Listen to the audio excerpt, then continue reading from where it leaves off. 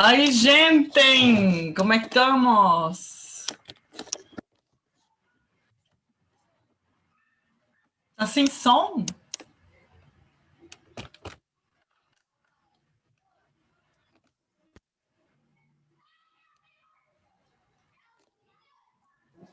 Não, tá todo mundo com som. É que eu não tava ouvindo nada. Ah, mas tá tudo desligado, por isso. Capítulos, assim, sem entrar em muito detalhe, mas as primeiras lições, né, só para a gente não se perder. E aí depois eu entro em alguns pontos que eu ressaltei aqui das lições 5, 6 e 7. Eu não me aprofundei assim necessariamente em nenhum ponto específico, porque como são 3 lições, mais os detalhes que eu pretendo trazer, a minha visão é dar mais um panorama geral, né? Senão nós iríamos gastar muito tempo. E aí depois, se por acaso tiver mais alguma informação, alguma dúvida, caso eu possa ajudar também, né?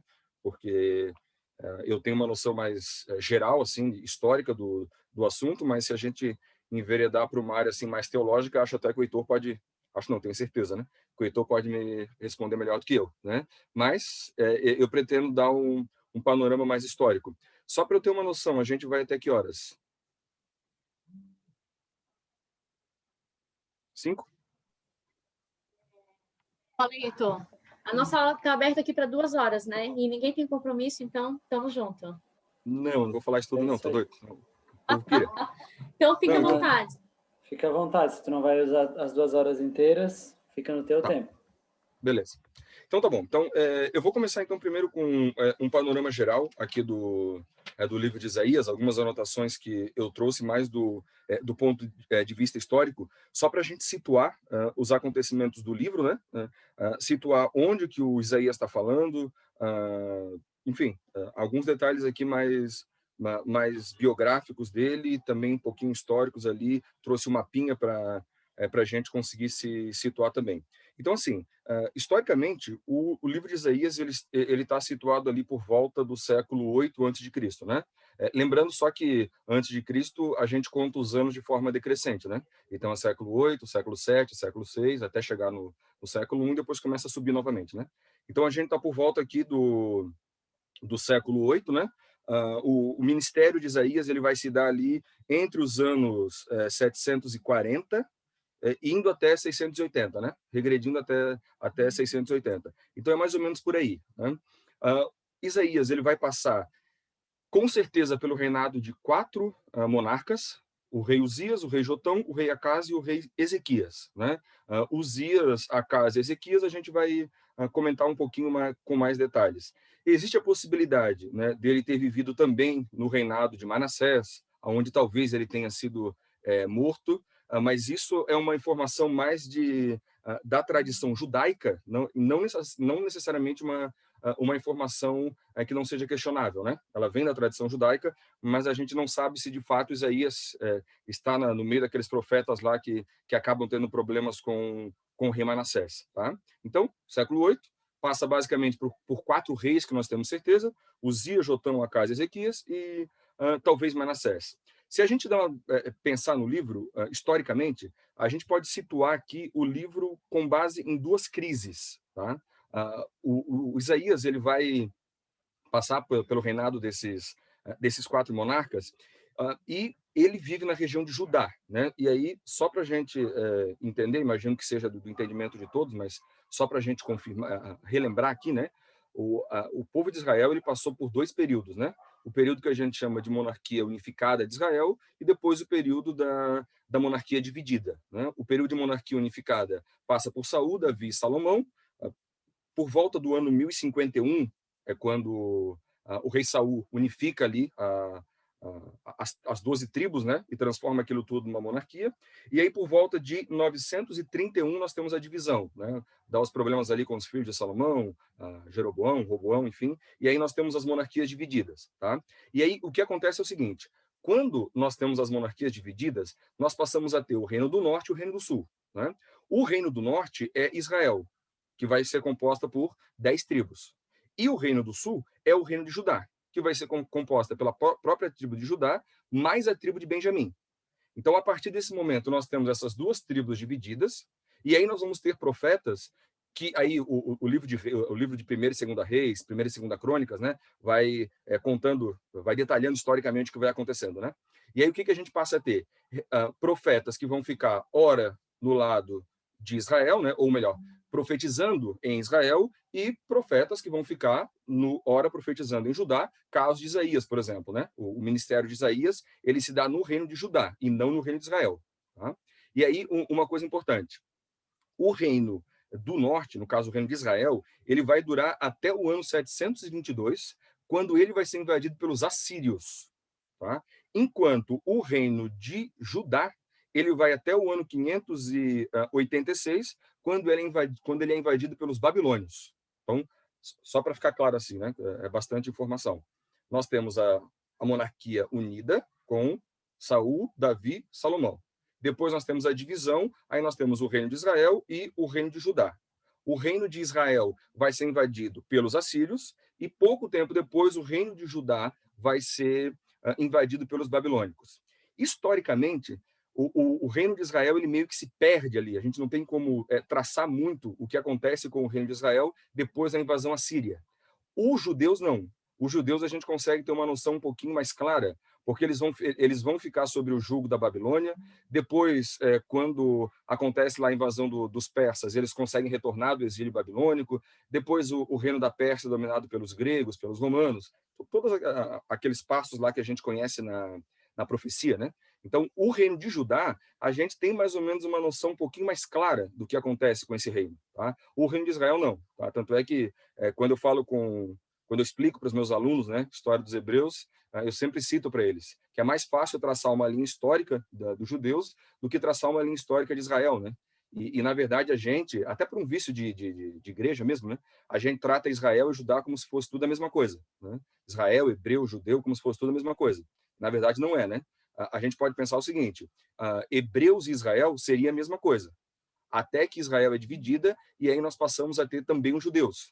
Então, hebreus e Israel seria a mesma coisa, judeu não. Judeu é uma tribo de dentro de Israel, né? Uma tribo de dentro dos hebreus. Então, só para a gente não se confundir, e essa divisão aqui ela é importante, porque conforme a gente tem acompanhado nas lições, nós vamos ter uma hora que nós vamos ter uma briga entre Israel e Judá. Então, por isso que eu estou fazendo deixando bem clara essa divisão, para a gente poder entender qual é o motivo que vai acontecer dessa briga, tá? Alguns detalhes ainda sobre o livro de Isaías e o próprio Isaías, tá?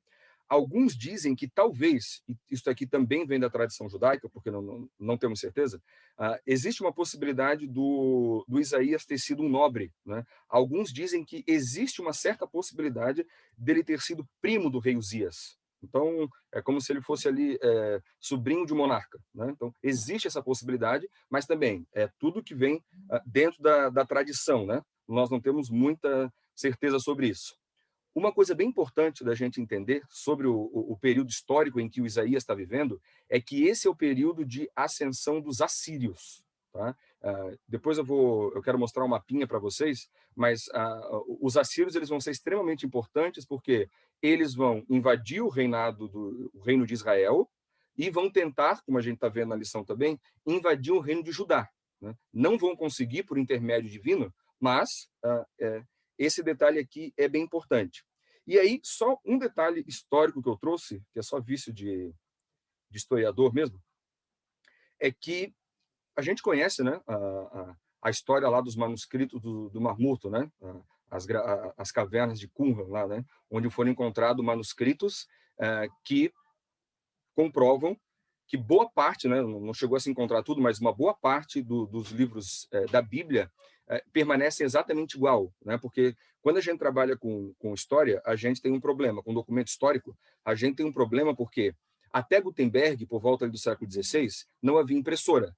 Então, para a gente poder reproduzir um livro, tinha que ser na base da cópia, né? É por isso que nós temos os famosos monges copistas medievais. O grande problema é que esses caras, eles passavam o dia inteiro copiando, né? E a gente, né? Todo mundo aqui já foi aluno um dia, sabe o quanto que cansa ficar 10, 15 minutos copiando. Imagina você ter a profissão de ficar fazendo isso o dia inteiro, né? Então, o que acontece? Muitas vezes, na hora que esses caras estavam copiando um texto, e aqui eu estou falando deles porque eu vou chegar no caso da Bíblia, mas qualquer livro era feito dessa forma, né? Na hora que você estava copiando, você podia acabar perdendo ali a atenção no meio do caminho e errando na hora da cópia. E aí você tinha que fazer alguma observação. E aí você fazia uma observação do lado, às vezes uma palavrinha que tinha sido equivocada, você puxava uma setinha e aí fazia lá nos cantos do texto. O problema é que conforme o tempo vai passando e você vai ficando distante dessas obras, você já não tem mais muita noção o que é observação, o que faz parte do texto, o que foi um erro do monge copista, o que foi, por exemplo, inserido por um monge, porque alguns monges poderiam inserir alguma coisa, né, no texto, o que poderia fazer perder a fidelidade ao texto. E quando foi encontrado esses manuscritos lá nas cavernas de Qumran, se eu não estou enganado, eu acho que foi no ano de 1947, mas não tenho minha certeza. Mas, enfim, quando foi encontrado esses manuscritos lá nessa caverna, foram olhar lá o que tinha, datava de mais ou menos do 2º século, e eles perceberam que o livro completo que estava lá era justamente o livro de Isaías, e que exatamente tudo aquilo que tinha do livro de Isaías na Bíblia batia exatamente. Então, não tinha nada de diferente. Né? Então, tinha sido preservado na sua totalidade. Né? O que comprova, e aqui eu estou falando disso exatamente para mostrar que a Bíblia que nós temos é uma Bíblia que tem uma comprovação histórica. Né? Aquela Bíblia que nós usamos hoje é a mesma Bíblia que Jesus fazia menção, que o próprio João Batista fazia menção. Só um detalhe, o grupo que escreveu esses manuscritos e deixou nessas cavernas lá na região de Qumran eram os essênios. Alguns historiadores, porque assim, na época de Jesus, existiam 4 grupos ali, né? A gente ouve falar muito dos fariseus, que era uma das facções de dentro do judaísmo, mas tinha também os saduceus, tinha também os zelotas, né? Os zelotes, e Judas era zelote, por exemplo, e tinha também os essênios. Alguns, e foram os essênios que fizeram esses manuscritos aí, aonde tem o livro de Isaías. Alguns dizem que João Batista talvez fosse um essênio, mas também é outra coisa que é mais possibilidade e não tem aquela comprovação histórica, né? Assim que você pode bater o martelo e dizer que é isso mesmo, tá? Mas assim, do ponto de vista mais histórico do livro de Isaías, é isso que a gente tem de detalhes para saber, tá? Pensando nessas duas divisões, na importância dos assírios, e aí a gente vai dar uma olhadinha agora em alguns detalhes e vamos entrar nesses choques, nesses atritos, né?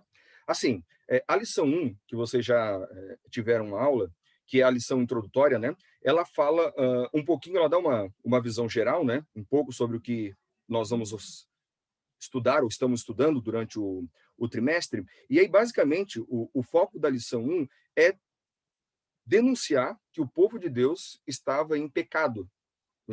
É basicamente esse o foco, né? Tanto é que, deixa eu pegar minha Bíblia aqui, se a gente dá uma olhadinha em Isaías 1, verso 6, tem um verso muito forte que diz assim, né? Desde a planta do pé até a cabeça não há nele coisa sã, senão feridas, contusões e chagas inflamadas, umas e outras não espremidas, nem atadas, nem amolecidas com óleo. Então, o que a lição 1, ela quer mostrar para a gente, basicamente 2 coisas. Ela quis mostrar que o povo estava corrompido, e essa corrupção ela tem consequência. E segundo, que mesmo diante da corrupção, Deus ele nos dá uma esperança, que é a esperança de perdão. Ok? Depois, a lição 2, ela já falou um pouquinho mais sobre o próprio rei Uzias, que é um daqueles reis ali que eu citei para vocês. E aí a lição 2, ela foca em 2 modelos de liderança. No modelo de Uzias e no próprio Isaías.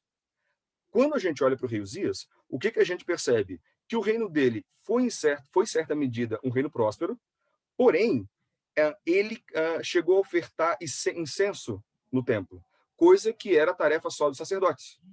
E como ele fez isso, então ele cometeu algumas coisas equivocadas, ele chegou a ter problema com lepra ali, tudo, como uma forma de castigo divino, mas a lição 2 ela faz essa comparação entre o que Uzias fez e aquilo que o próprio Isaías fez. Né? Ali tem a famosa passagem, né? Onde Isaías é chamado e ele tem a visão lá, e aí ele diz, eis-me aqui, enfim, toda a visão lá dos anjos, e aí ele se coloca como alguém humilde, alguém que não merece, mas está sendo chamado por Deus. Então, a lição 2 ela faz essa comparação entre Isaías e o jeito que Isaías se portou diante de Deus e o jeito que Uzias se portou, ok? Depois, quando nós entramos na lição 3, e aí a gente vai entrar num bloco agora, que começa na lição 3, e nós vamos encerrar esse bloco agora com as lições que eu vou entrar com um pouquinho mais de detalhe. O que a gente percebe? Agora, no reinado de Acás, que aí já é o terceiro dos reis em que Isaías faz parte, o que nós temos? Nós temos ali um problema. A Síria, e aí deixa só eu compartilhar com vocês aqui, só para vocês entenderem geograficamente o que eu estou falando. Só um pouquinho. Aqui. Deixa eu só ver se é esse mapa. Esse mapa aqui. Vocês estão conseguindo ver o mapa? Peraí, que agora interrompeu. Só um pouquinho que eu vou de novo. Apareceu? Sim? Apareceu. Beleza. Então, ó, deixa eu só mostrar para vocês. Olha só. O que nós temos aqui? Reino de Israel, Reino do Sul, capital do reino, Samaria. Aqui nós temos o Reino de Judá, né, formado por Benjamim e a própria tribo de Judá, e aqui a capital, Jerusalém. Tá? E aí o que nós temos aqui? Aqui nós temos a região de Damasco, que era a capital da Síria. Síria com S, sem um A. Tá? E mais aqui em cima, deixa eu só eu tentar tirar isso aqui, mas aqui eu vou interromper. Espera aí. Deixa eu botar para baixo. E aí, mais aqui em cima, nós temos a capital da Assíria. Tá? Nós temos a Síria em si. A capital da Síria é Nínive, né? Aquela Nínive lá que o Jonas fugiu. Então, nós temos geograficamente o seguinte: nós temos aqui Reino de Judá, aqui Reino de Israel, aqui o Império Assírio e aqui a própria região da Síria. Tá? Então, o Império Assírio é um império que, na época de Isaías, era o império mais poderoso ali da região. Só para a gente se situar um pouquinho, tá? Ó, nós temos aqui o Mar Mediterrâneo. Aqui em cima, se o mapa tivesse continuado, nós teríamos a Europa. Mais aqui, a oeste, nós teríamos o Egito, o Rio Nilo. Tá? Geograficamente, é desse jeito que a gente está situado. Para cá, por exemplo, nós temos o Império Persa, tá? Que ainda vai surgir como um império forte. Mas o que nos interessa aqui são basicamente as duas tribos, né? Os dois reinos, né? Israel e Judá, os assírios e os sírios. Tá? O que está acontecendo? Os assírios aqui, eles estão se tornando, eles eram, melhor dizendo, o povo mais poderoso. E aqui até uma coisa curiosa, porque quando a gente estuda em história a região da Mesopotâmia, nós estudamos que a Mesopotâmia ela é uma sequência de povos. Tá? Então, a Mesopotâmia é uma região, que é justamente essa região aqui, mais ou menos essa região aqui, aí pegaria um pouquinho mais para cá. Nessa região nós teríamos os sumérios, nós teríamos os acádios, nós teríamos os amoritas. Tá? Os amoritas é aqueles que formam o primeiro império babilônico. Tá? Os amoritas é aquela famosa frase, né? Olho por olho, dente por dente, foi criada pelo rei amorita chamado Hammurabi, né? Que inclusive essa frase está na Bíblia. Né? Ela não é uma invenção bíblica, né? Ela é uma invenção do Hammurabi, mas que foi apropriada pela Bíblia durante um tempo. Tá? E aí depois nós teríamos o Império Assírio, na ordem, né, de acontecimentos, o Império Assírio e, por fim, o Império Babilônico, né, que a gente vai comentar um pouquinho sobre a Babilônia também. Os assírios, eles têm pelo menos dois destaques sobre eles. Primeiro destaque importante, os assírios provavelmente criaram o primeiro exército da história. Tá? Primeiro exército da história. O que, obviamente, te faz ser um povo poderoso. Né? Se você tem o primeiro exército, você consegue derrotar os outros povos que ainda estão se organizando. E um segundo detalhe importante.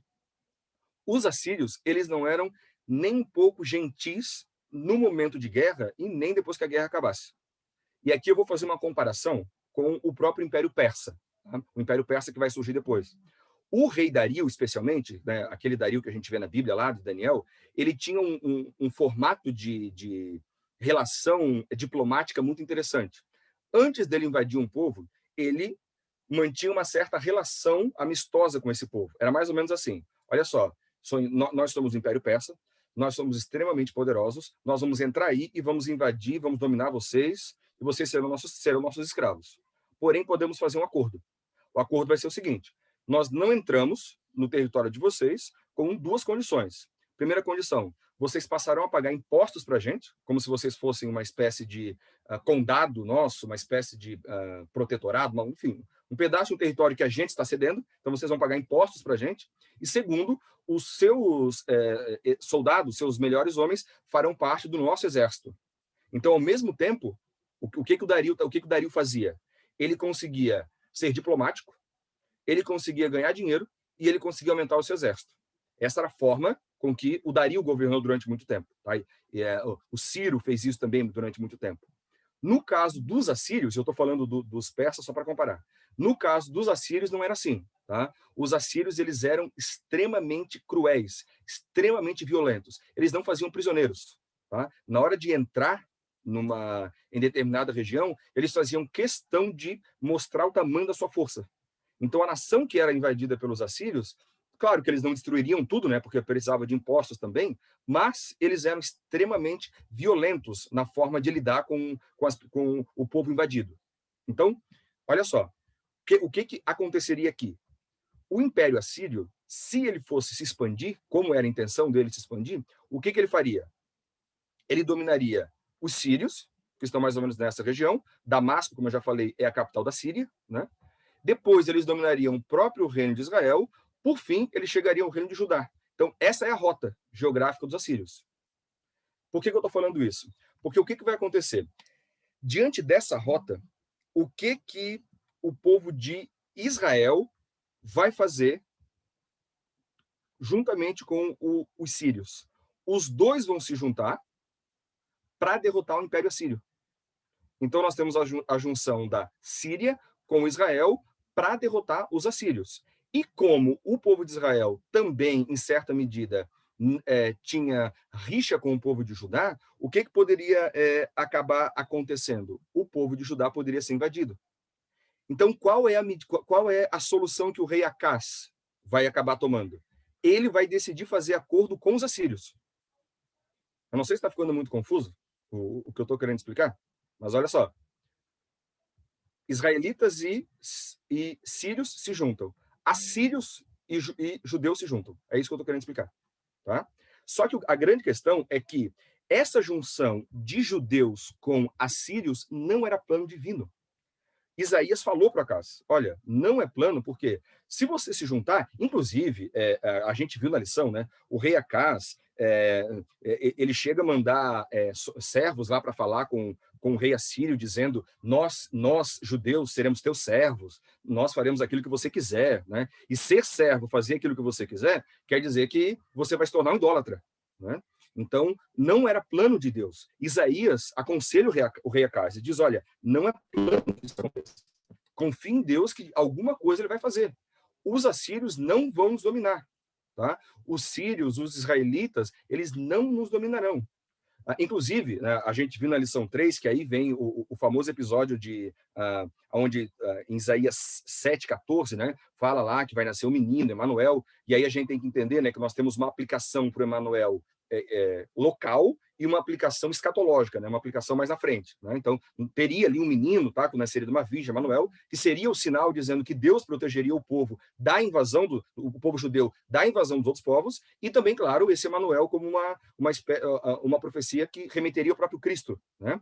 O fato, só para a gente entender historicamente o que está acontecendo.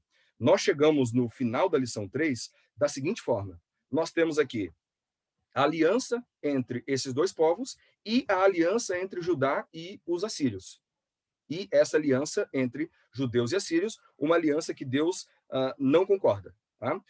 O que acaba acontecendo? Os assírios, como tinham essa pretensão expansionista, eles acabam dominando, eles vão conseguir dominar os sírios, eles vão conseguir dominar o próprio povo de Israel e, obviamente, depois eles vão tentar entrar em rota de colisão com os próprios judeus, né? Mas essa rota de colisão ela vai ter um motivo que eu vou falar só daqui a pouco.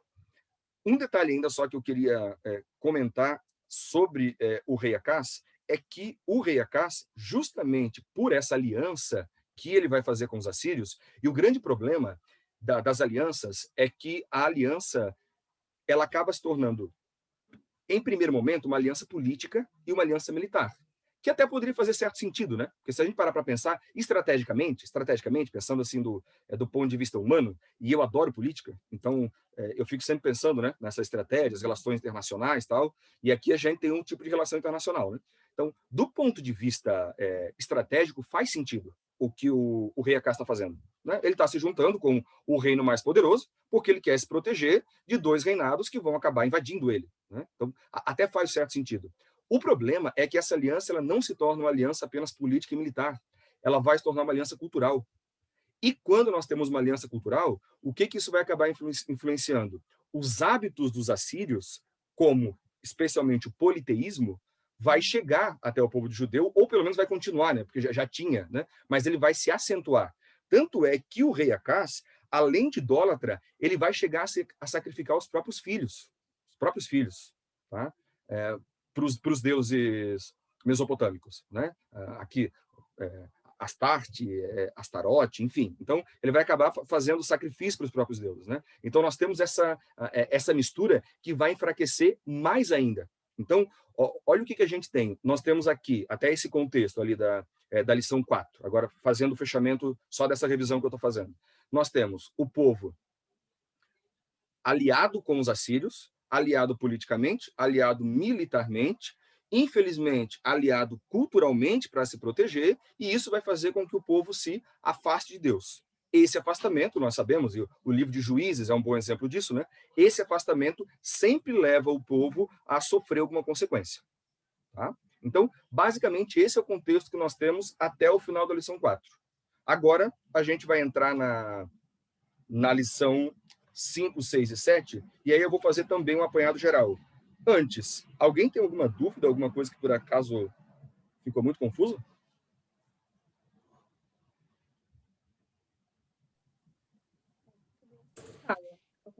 Não, tá bem explicado. Tá tranquilo? Professor que é professor é bem didático. Então tá bom.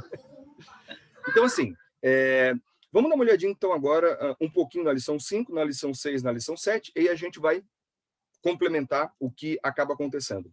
A lição 5, ela vai falar um pouquinho ali sobre a questão da Galileia, né? Deixa até só eu mostrar uma coisinha aqui, antes de eu entrar na lição 5, mas é só para detalhe mesmo, só para a gente conhecer, tá? Olha só, o mesmo mapa, essa região aqui, ó, que eu estou falando, é a própria região da Mesopotâmia, tá? Aqui está Nínive, por exemplo, ó. Nínive, capital dos assírios. Aqui está Jerusalém, tá? Aqui está Ugarite, Tiro, Sidom, Biblos, tá? Biblos, que é da onde vem o nome Bíblia, né? Tiro, Sidom, né? Fala muitas vezes do rei Sidom, né? Do rei de Sidom. Quando a gente estuda isso na escola, a gente estuda esse povo como os fenícios, né? Que são o povo que navegava pelo mar Mediterrâneo. Aí, aqui nós temos a Península do Sinai. Então, é nessa região aqui, ó, que nós temos todas essas questões acontecendo, tá? Aqui nós temos os sumérios, acádios, assírios, babilônios. Então, é nessa região toda que nós estamos vendo as questões acontecer, tá bom? Então, agora que eu já mostrei o mapa, deixa eu interromper aqui o compartilhamento. Então, vamos voltar aqui. Olha só o que acontece. A lição 5, ela vai falar um pouquinho da questão da região da Galileia, e ela vai falar que é na região da Galileia que agora, vamos pensar o seguinte, tá? Nós temos ali aquele choque, nós vimos que Israel foi invadida, nós vimos que a Síria, com S, né, foi invadida pelos assírios, com A. Agora, os assírios eles vão começar o seu processo de expansão em direção ao reino de Judá, o reino do norte. Tá? Eles vão começar, o reino do sul. Eles vão começar esse processo de expansão até lá, e vão invadindo várias regiões, vão invadir, inclusive, a própria região da Galileia, e aí nós vamos ver, na lição 5, que Isaías vai fazer algumas profecias, né? E ele vai falar que é justamente da região da Galileia que vai surgir ali o menino que vai fazer a profecia. E aí eu até gostaria de ler, porque eu separei esse trecho, que é um trecho que nós conhecemos bastante, mas ele é um trecho importante. Isaías 9, versos 5 e 6, diz assim: porque toda bota com que anda o guerreiro no tumulto da batalha, toda veste revolvida em sangue, serão queimadas, servirão de pasto ao fago. Porque um menino nos nasceu, um filho se nos deu. O governo está sobre os seus ombros e o seu nome será Maravilhoso Conselheiro, Deus Forte, Pai da Eternidade, Príncipe da Paz. Aqui, deixa eu fazer só uma observação sobre aquilo que eu já falei, mas agora deixa eu detalhar um pouquinho. Quando a gente fala de profecia na Bíblia, nós temos basicamente dois tipos de profecia. Nós temos a chamada profecia clássica, que é aquela profecia que o profeta faz e ela tem uma realização local, e aí essa profecia ela é uma profecia condicional, né? Normalmente ela tem um certo condicionante. Então o povo precisa fazer alguma coisa para que aquela profecia aconteça. Tá? Mas não é sempre assim, mas tem esse condicionante. Então, Deus vai fazer tal coisa se o povo fizer isso. E essa profecia, a profecia muitas vezes, além dessa aplicação local, ela também pode ter uma aplicação futura. É exatamente o que acontece. Quando nós vemos aqui falando desse menino que nasceria nessa região da Galileia, que viria para salvar a população, né, viria para salvar a região da Galileia, a região dos judeus de forma mais geral, alguns pensam em quem essa profecia estaria falando, né? Alguns até dizem que esse menino que está sendo profetizado, que vem para libertar, poderia ser uma espécie de profecia relacionada ao rei Ezequias, né? Que é o próximo rei aqui da sequência, mas a gente sabe que a profecia ela tem uma aplicação mais direta a Cristo, né? Porque quando a gente vê que no verso 6 aqui, né? E o seu nome será Maravilhoso Conselheiro, Deus Forte, Pai da Eternidade, Príncipe da Paz. E aí começa a fazer outras descrições. Não há como um rei cumprir essas características, né? Você precisa extrapolar essas características de uma pessoa, de alguém humano, tá? Então, a lição 5, ela basicamente está falando dessa profecia, dessa libertação, e que este menino que vai pregar pela região da Galileia é este que vem para fazer essa salvação. Por isso que nós colocamos, né, essa profecia como se cumprindo em Jesus. E se nós lemos ali os 4, 5 primeiros capítulos do livro de Mateus, nós vamos ver que o próprio evangelista, né, o próprio Mateus, aplica essa profecia a Jesus. Né? Ele pega Isaías e diz, olha, aquilo lá que Isaías falou, o Deus Forte, o príncipe, é esse, é Jesus. Né? Então, a lição 5, ela gira basicamente em torno disso. Tá? Depois, na lição 6, aí nós temos algo interessante, porque a lição 6, nós temos ali várias profecias que Isaías vai fazer, né? E nessa lição 6, Isaías ele vai dar ênfase num povo. Ele vai dar ênfase na Babilônia. Só que o que é interessante aqui? E por que é legal o jeito que o autor organizou a lição? Porque quando a gente pensa em Babilônia hoje, especialmente nós, né, adventistas, né, que temos aquela lógica na cabeça, né, Babilônia, Pérsia, Grécia, Roma, Europa, né, para a gente faz bastante sentido. Só que na época em que o Isaías começa a profetizar sobre o poder que a Babilônia vai ter, a Babilônia não era uma nação forte. A Babilônia não era uma nação forte. Ela já tinha passado pelo primeiro império babilônico, né, o reinado babilônico ele se divide assim em primeiro e segundo. Naquela ordem dos povos lá da Mesopotâmia que eu mostrei, fica assim: nós temos primeiro os sumérios, que são um povo forte, depois nós temos os acádios, que eles formam o Império Sumério Acadiano, depois nós temos o primeiro Império Babilônico, ali nós temos alguns reis babilônicos fortes, como é o caso do Hammurabi, que é o mais importante deles, depois vem os assírios, que dominam, e aí depois voltam os babilônicos, como Nabucodonosor. Né? Nabucodonosor, Nabopolassar, Nabonido, enfim, Belsazar. Depois voltam com esses caras. Tá? Só que o Isaías está profetizando que esta Babilônia vai se tornar uma nação poderosa, algo que ainda não havia acontecido. Só para a gente fazer o cálculo aqui, né? Nós temos...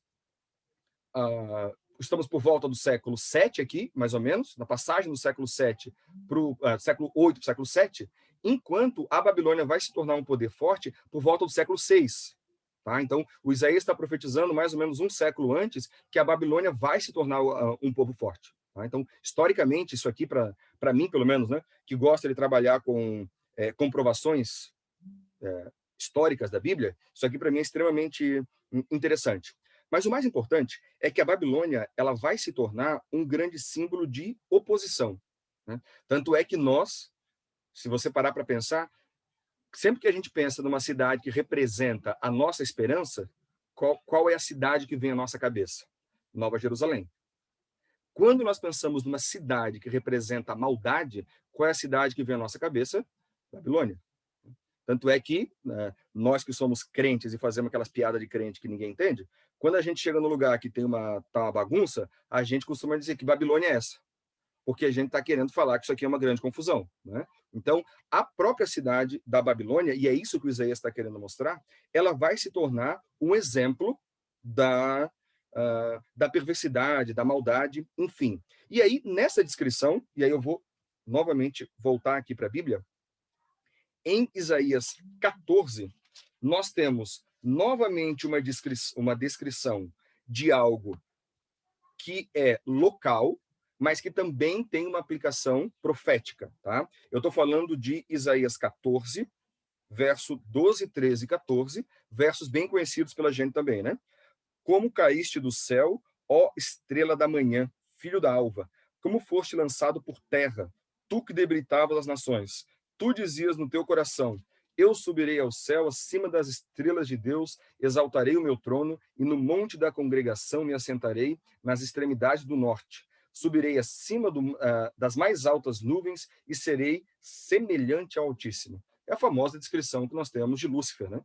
Então, aqui nós temos, novamente, Isaías fazendo um texto, né, falando um texto, que faz um encaixe tanto do ponto de vista local, ele está se referindo a alguém local, quanto também fazendo uma aplicação de forma mais profética, né? Se referindo ao próprio diabo. Tá? Então, a lição 6, fazendo esse apanhado geral, vai falar justamente sobre isso, sobre as profecias ali que Isaías faz sobre a Babilônia, falando que ela vai se tornar uma nação forte, enquanto ela ainda não é essa nação forte, trata a Babilônia como essa nação que representa a maldade, só que, claro, né, ele vai fazer uma profecia completa, porque depois ele vai falar de Sião tal, e vai ainda fazer um comentário que nós vamos atribuir à Nova Jerusalém.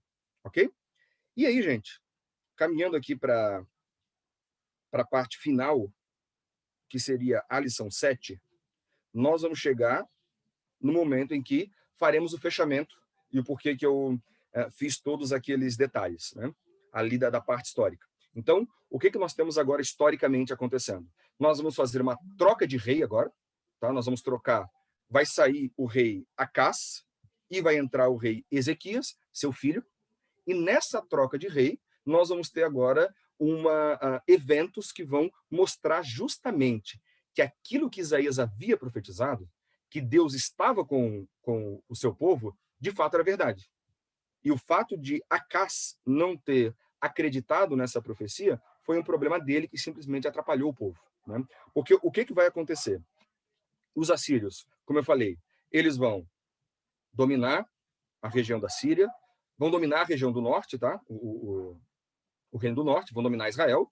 E aí, como eu falei, eles dominam Israel no ano de 722. E Israel nunca mais vai conseguir se libertar, nem conseguir se unificar.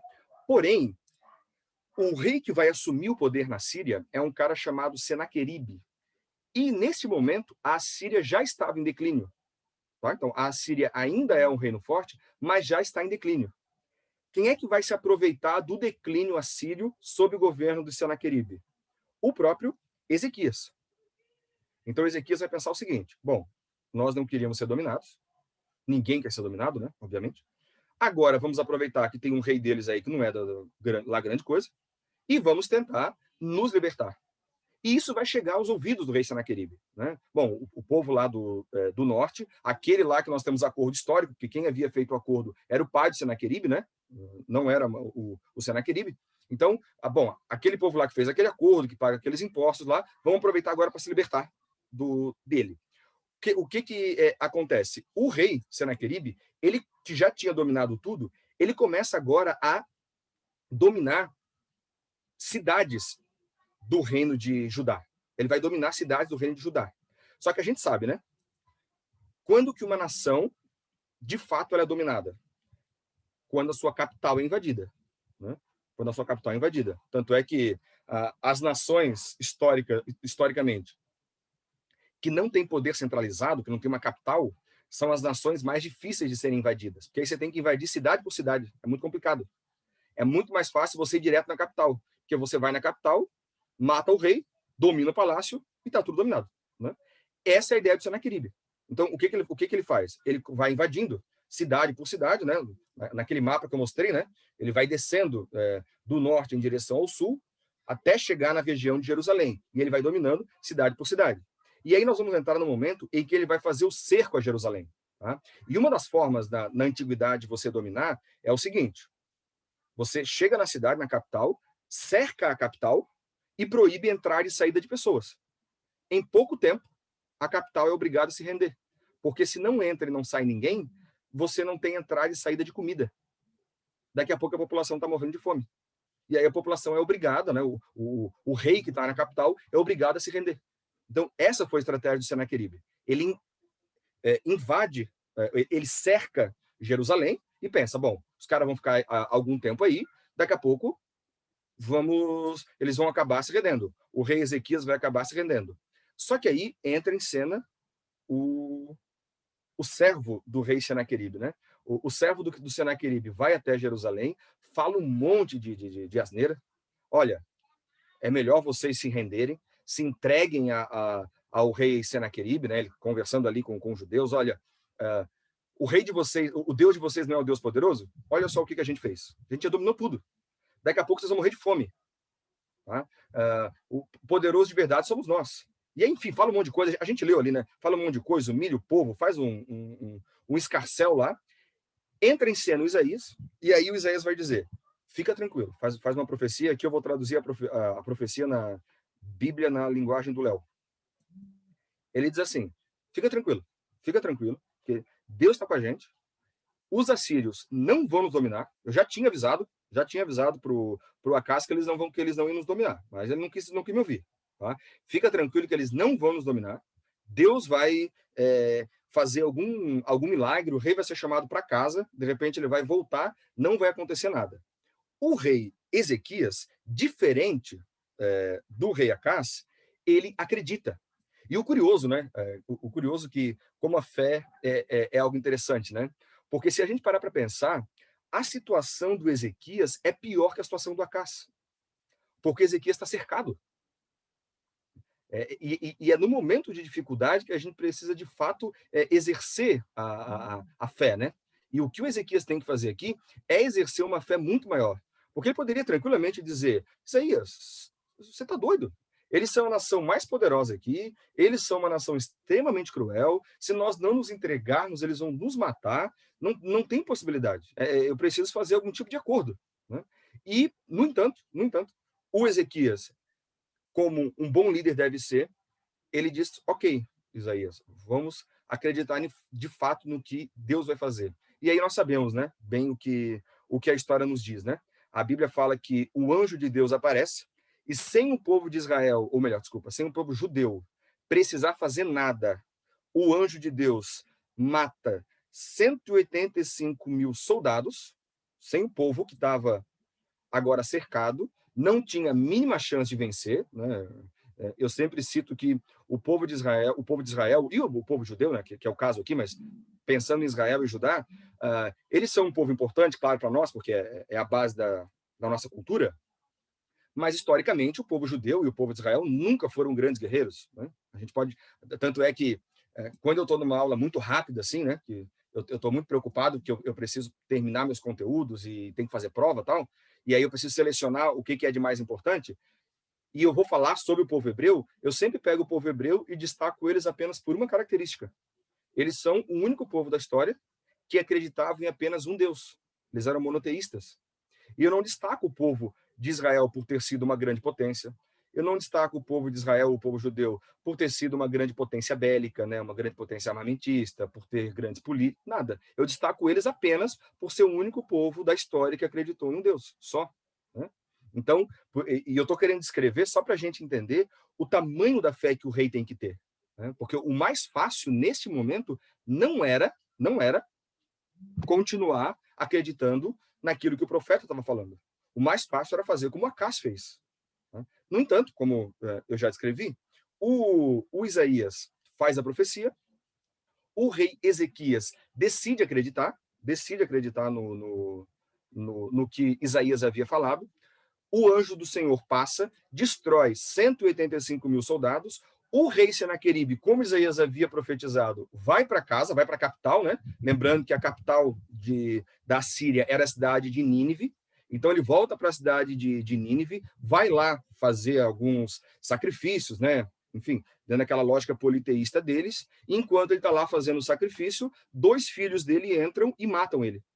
E aí o poder é passado para um terceiro filho, que se torna rei dos assírios, e aí os assírios vão continuar o seu processo de decadência, né?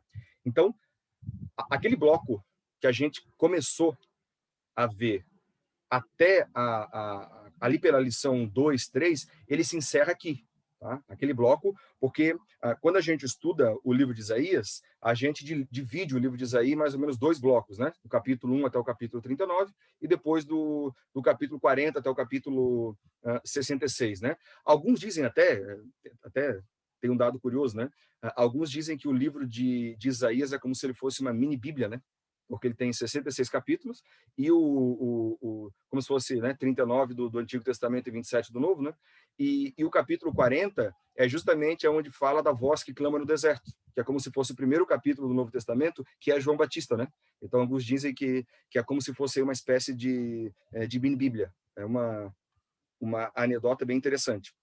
Mas enfim, o fato é que nós temos agora o rei Senaqueribe sendo morto, o povo de Judá, como Isaías já havia profetizado, não foi dominado, porém nós temos aqui um último evento que a lição nos fala, né?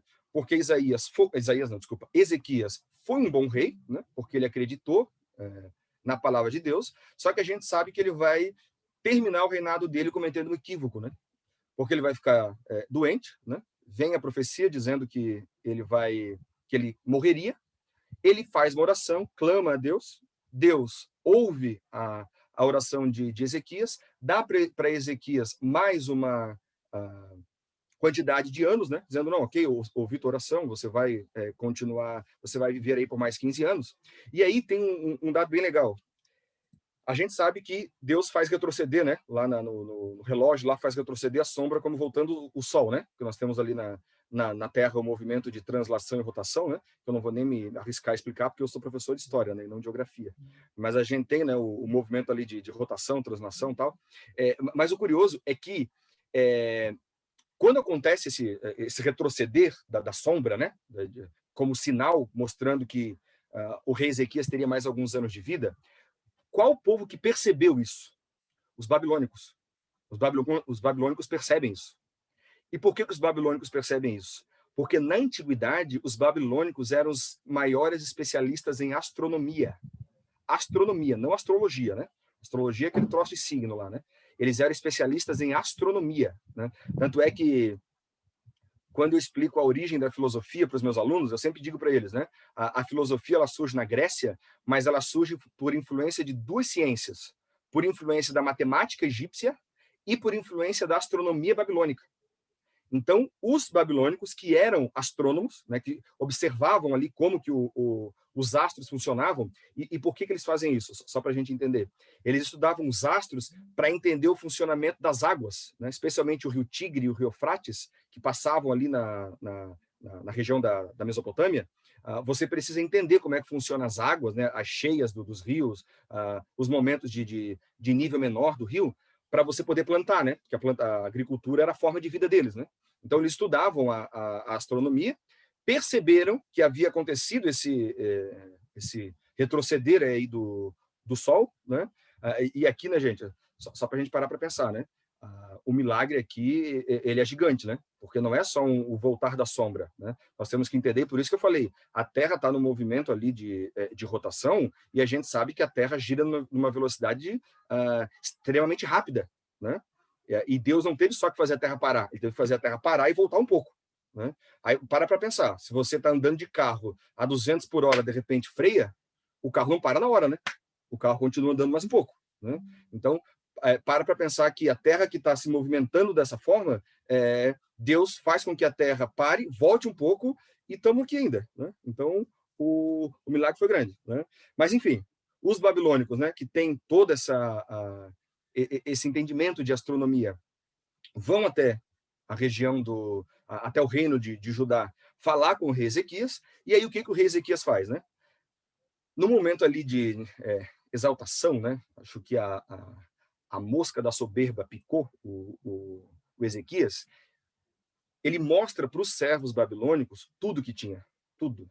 Mostra a riqueza, mostra enfim, os galpões, os depósitos, enfim, tudo que tinha para mostrar de poderoso ele mostra, né? E aí até, né, diz que a Bíblia fala, né, que o Isaías vendo aquilo, ele perguntou, né, Ezequias, esses caras aí, de onde que eles vêm, quem que eles são?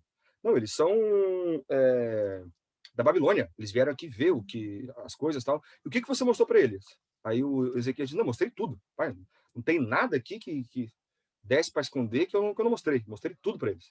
E aí o Isaías diz, mas tá doido? Não podia ter mostrado isso. Por você ter mostrado, daqui a pouco, em reinos futuros, os babilônicos virão aqui e vão nos destruir. E aí o curioso é que o Ezequias, ao invés de ele perceber que ele errou, ele ainda fica feliz, né? Tanto é que o bloco ali do capítulo 39, acho que é 39, se eu não estou enganado, deixa eu conferir aqui se é só se é no 39 ou no 38.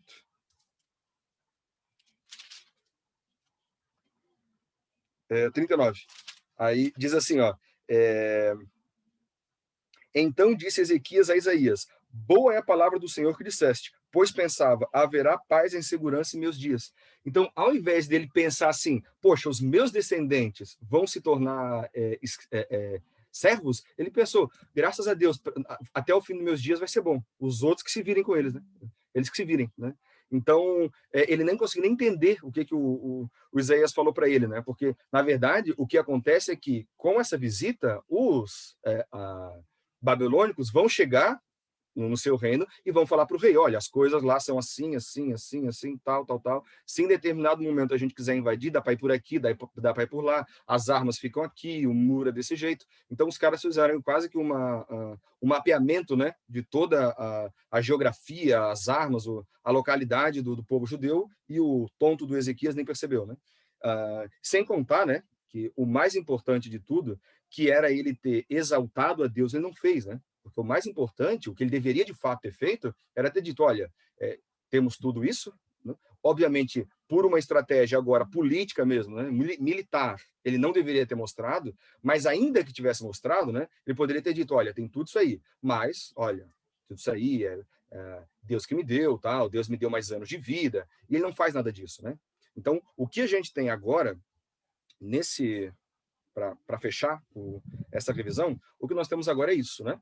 O reino de Judá conseguindo se libertar, ou melhor, conseguindo se proteger e não ser invadido, né?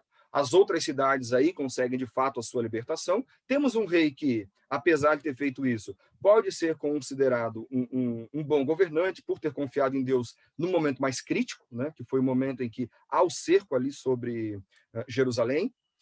E, claro, acho que nós devemos tirar de tudo isso aqui que eu estou explicando é que, de fato, Deus está no controle de todos os eventos, né? Quando a gente vê essas coisas acontecendo, e eu, como professor de história, né, quando vejo essas coisas acontecendo, quando eu vou estudando, o que me deixa mais intrigado é, de fato, entender como Deus está no controle de todos os eventos. O que basta nós fazermos é confiar nesse controle de Deus, né? Claro que existem coisas que nós não conseguimos entender, né? Existem atrocidades que acontecem na humanidade que nós não conseguimos entender, muito menos explicar. Mas, quando a gente vai estudando as profecias e vendo os detalhes históricos, nós podemos perceber como, de fato, Deus está no controle de tudo. Se nós confiarmos nele, como o rei Ezequias fez, até aquilo que parece mais possível, mais impossível e absurdo, até mesmo isso Deus fará por nós, né? Então, acho que a grande lição que fica para a gente é isso. Deus está no controle de tudo e nos momentos mais difíceis, ele mostrará que está ao nosso lado. Bom, gente, é isso que eu preparei. E aí eu não sei se alguém tem alguma pergunta, algum comentário. Sintam-se à vontade, se eu puder ajudar. Alguém gostaria de fazer alguma pergunta? Creio que não, né? Léo, quero representar todos que estão aqui, né? Que sua aula é extremamente explicativa e a gente fica, assim, olhando para a Bíblia e tudo que acontece e dá essa sensação mesmo de segurança de Deus mesmo, sabe? E a gente vai continuar estudando ali, né? De que agora Deus prepara o povo, porque os assírios não teve jeito. Deus falou que não iam derrotar e não derrotaram, só que Babilônia está por vir. Então, e mesmo assim a gente vê um Deus ainda que está ali, né, perto do povo e consolando. Então, acho que essa é a melhor aplicação, assim, de tudo isso para a gente, nessa história toda, né? E não só no que a gente estudou, que já aconteceu, como o que a gente está vivendo, isso é incrível. Então, quero te agradecer muito, muito por essa aula, é sempre muito bom te ouvir, e a gente vê que faz parte de ti, assim, ser contador das histórias e tá nos teus olhos, assim, representar tudo isso e é muito interessante e muito bom. E eu agradeço a todos que estão aqui vendo e a gente vai disponibilizar depois essa aula no YouTube, como a gente fez na primeira, para passar para os que não puderam. Alguns já disseram para mim que não poderiam ver hoje. E é sempre bom depois a gente recapitular, né? Já que a prova é no final do mês, a gente ainda tem tempo para recapitular e estudar melhor. A gente precisa terminar essa aula agradecendo a Deus por isso, né? Agradecer a Deus por essa Bíblia chegar até nós. E, Léo, assim, a história até a gente poderia marcar um outro dia, eu estou até pensando aqui, acabou de vir essa ideia. A gente essa história da Bíblia chegar até a gente, né? Ela é incrível. Ela é incrível como Deus, a trajetória dela, de como Deus protege a Bíblia para ela chegar até a gente. Isso é emocionante demais. Então, a gente vai pensar nisso aí, quando passar essa prova aí, a gente, vamos estudar sobre isso. Que tal? Vamos sim. É só a gente organizar, marcar, ver direitinho e podemos fazer sem problema. Então, vamos terminar com uma oração. Vamos agradecer a Deus por tudo isso e pedir para que mais fé, para a gente acreditar sempre na palavra de Deus. Em reverência, como nós estamos, vamos orar, então. Obrigada, Senhor, pelos momentos que passamos aqui. Obrigada pela tua palavra que chegou até nós. Amém. Obrigada porque está no controle de tudo. E mesmo, Senhor, sendo falhos, o Senhor sempre está ao nosso lado. E essa é a promessa da tua palavra e é nela que nós nos asseguramos.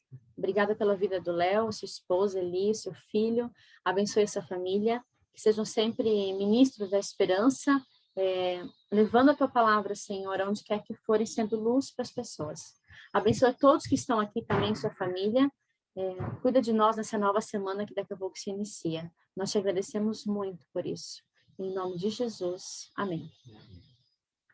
Pessoal, valeu aí. Estamos encerrando então a aula aqui, tá? Uma feliz semana para vocês daqui a pouquinho e a gente se vê por aí.